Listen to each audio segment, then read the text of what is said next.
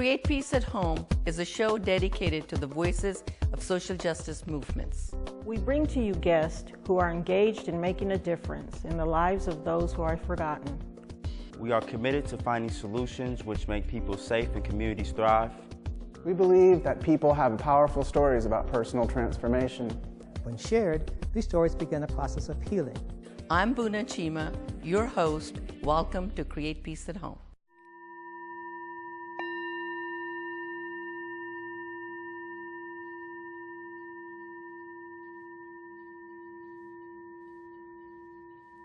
For those of you who watch this show, what we bring to you are issues of social justice and equity.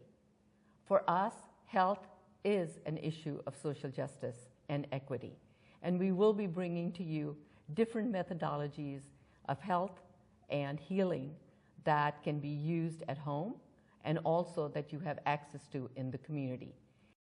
In the studio with me tonight is Tenzin Yangdon, and I really want to welcome you on behalf of our community, and loved hearing the sound of the bell. Could you tell us what we have in front of us and how you use these tools? This is the Tibetan singing bowl, the back of day in Tibet, and we use this for the transmission of consciousness. Also, we use the healing method. So these bowls made with 7 different metals. Each metal makes different beautiful sound, and those sounds go through our body, bring beautiful relax and harmony, and deeply relaxing. How old were you when you decided that you were going to learn the Tibetan way of healing and become a healer yourself?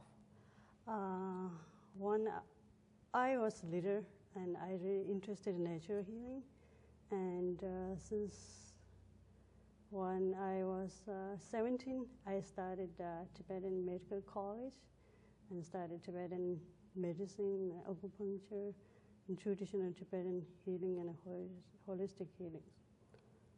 Can you share with us what the program looks like? Because you went to the university in Dharamsala. Can you share with us how long it takes to get to the level that you're at in terms of being a practitioner? We have to learn this traditional Tibetan and herbal medicine and healings. We have a textbook called Tantra. We have to study 6 years for become Tibetan medicine and healing. And what does that include? Does that include actually making medicines? And include everything, body system, how to grow up herbs, and how to method of pulse reading, how to make medicine supplement, and how to heal people.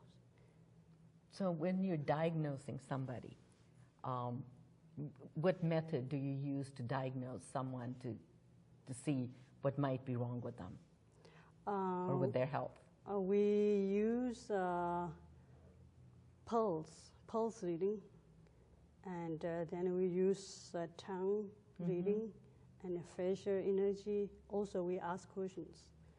So in some ways, would you say that it's similar to some of the Chinese principles of medicine? Little bit similar, but the background is really different.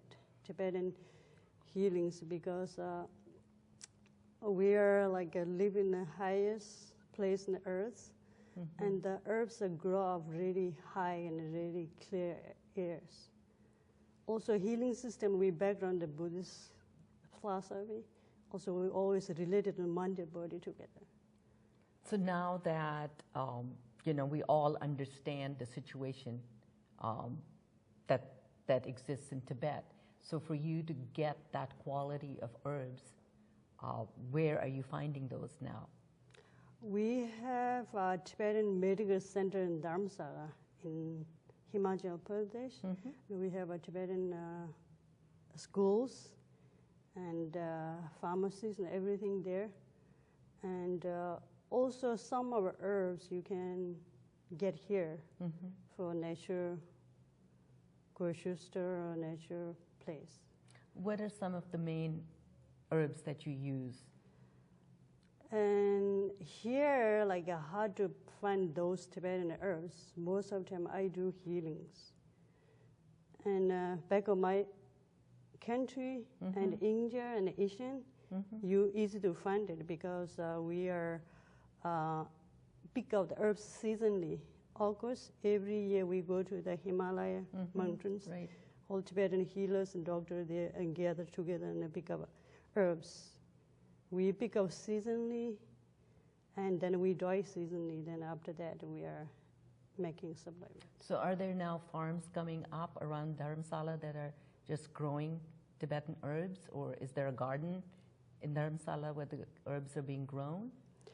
Some of them are there, but most of herbs we get Himalayan regions, like Ladakh and Manali, and Kulu. then Tibet and Nepal, between Tibet and Nepali borders. One of the most, because I've worked with you, and what was fascinating for me was really the impact that the sound had on my consciousness, mind, body, spirit, and the power of the sound. So did somebody discover that, or has that been in the texts for a long time? Actually, is back of days like a Buddhist philosophy in a monastery. When you meditate, we use for sound and for the transmission of consciousness. And this like 21st centuries, and a lot of people research for the sound healing. It's not like a Tibetan sound healing. There's a different kind of sound healing, but the Tibetan bowls is like looks different because the sound is like has lots of stress and deeply relaxing peace. So and then they research. One of medical doctor here, like New York, he research. He's working with the cancer patients. One of his patients is Tibetan monk, and then he give him like a gift for the balls. Then he wondering he uses since that he's used this like a combination of healing.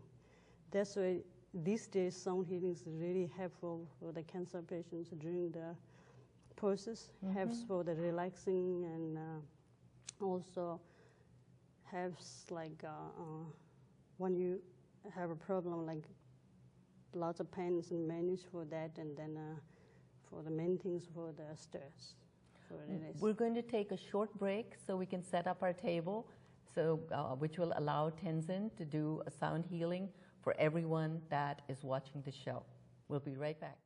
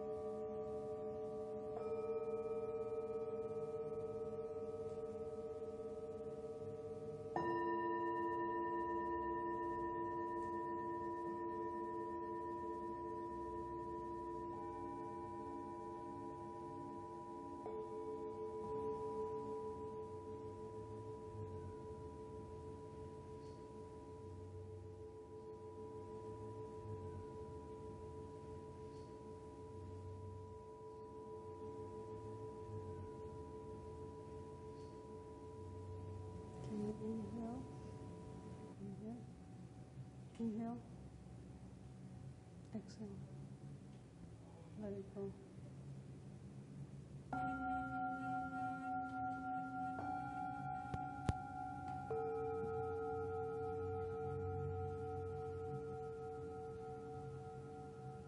According to the Tibetan tradition, Tibetan sound bowls are made of 7 metals, 1 metal for each of the planets.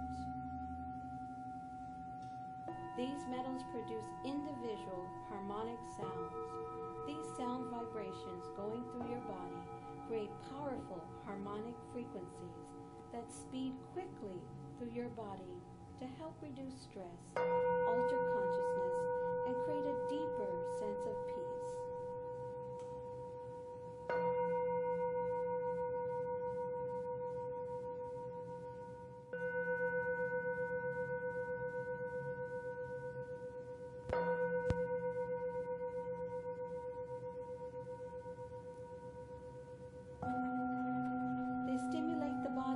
Discover its own harmonic frequencies, so we can begin to feel shifts and changes in our body, emotions, and mind.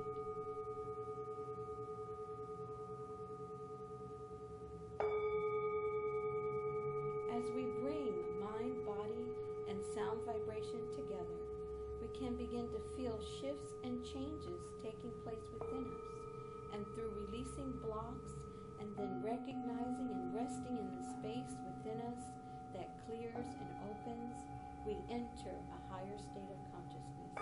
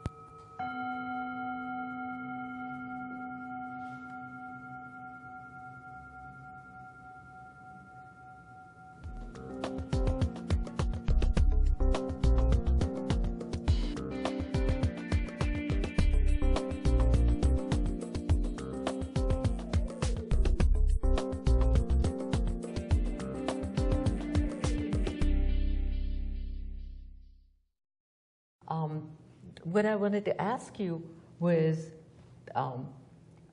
the 3 principles that you're talking about would be related to wind, to air, and what are the other 2?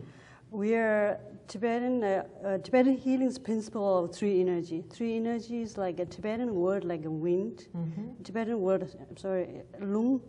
Lung means 5 element represents like air and wind.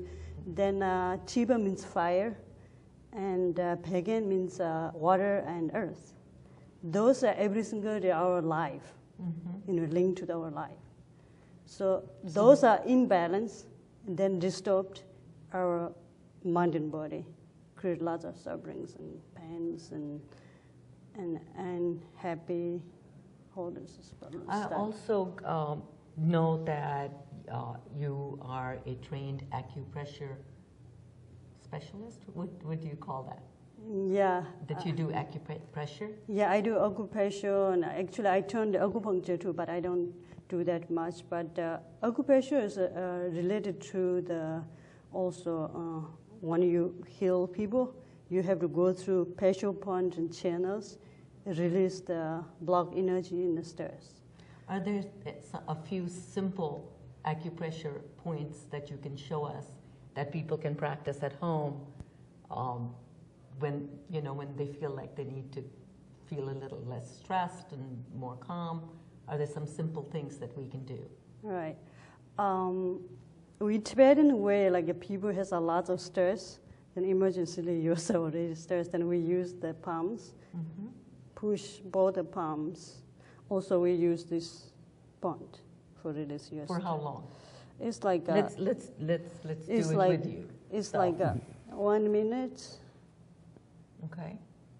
and then you go Then you this go way, this way. Again, another minute. Yeah, and go this way, and then you have like a really pain somewhere, before you go to. Then you use this energy, this pressure point. It really helps for your pain. And sometimes when you go to airplane, sometimes airplanes go up, then your ears like a block.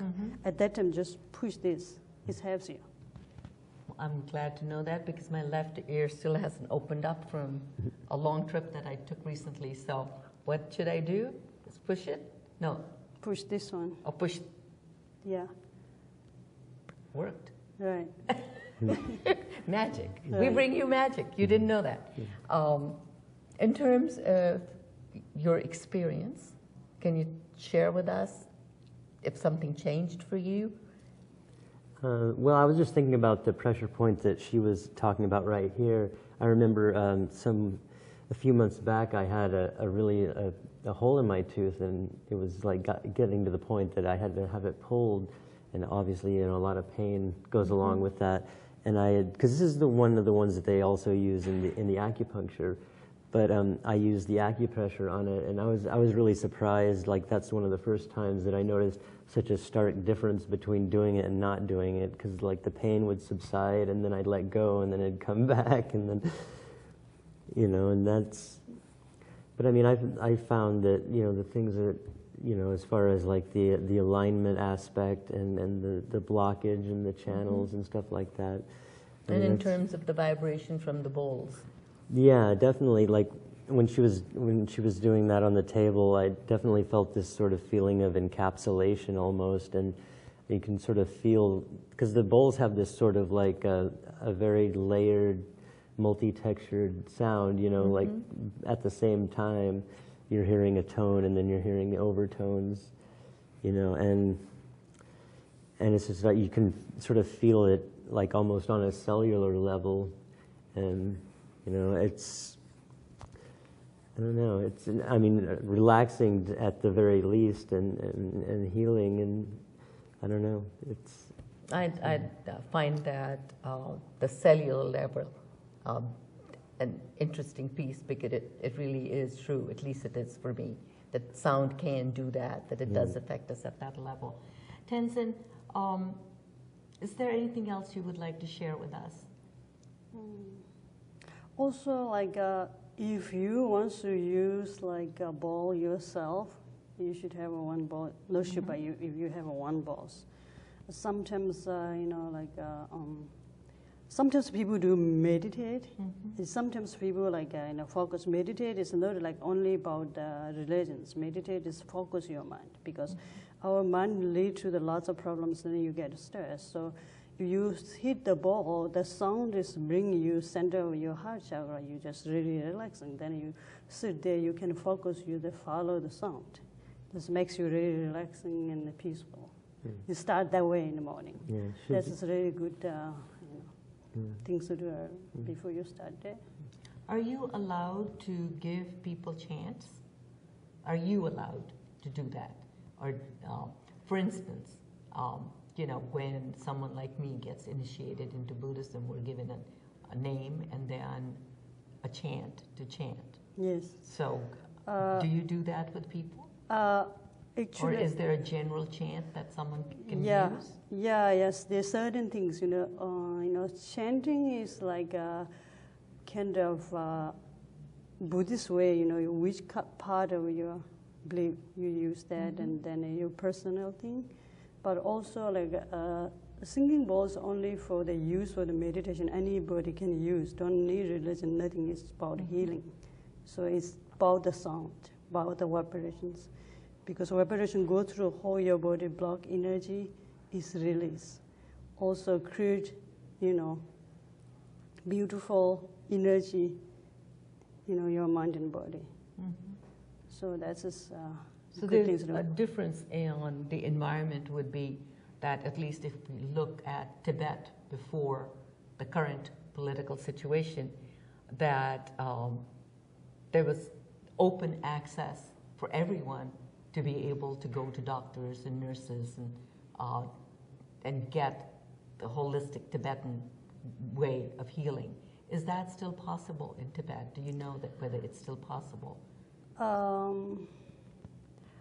I think there has a lot of healings, acupunctures and acupressures, but I am not really 100% sure about this. You do lots of chanting and all these and things. Yeah, that's I'm not really sure because I live here and then lots of things are changing. Back of this in my country, like we are really nature. Everywhere is healing. Everybody knows part of healing, and living with the part of nature. You know, that's really amazing. In families, does this pass from an elder to a child? Because you said everybody does, you know, learns part of healing. So does that start early in a young person's life? Yeah, most of family has their own like healings, you know, lots of small things. Your parents, you know, how to do it, told you, do this way. Then you follow your parents. And to become healer, then you have to go like a school or healing. You have to go through, finish the healing, and then you continue to practice. So what is next for you? Will you continue your work in the East Bay, or are you planning to travel? Because I read that you travel, you give talks. I used to travel a lot, and when I live in India, I go to Europe and presentations, teaching Tibetan healings. And here right now, I'm just here, and then I go around here, United States. Well, I really want to thank you for coming to do this show with us tonight. I hope that, you know, you will come back and teach us more things, and we will make sure that we put all your information at the end of the show so that people know how to contact you. I feel very blessed that you were here. Do you have any last words to say? No, just to thank you for coming, and thank you for the bowl healing. You're welcome, and thanks for having me here. Thank you. Thank you for watching Create Peace at Home tonight. Please send us comments because we depend on those to bring you what you might want to see. Again, we will see you in a month.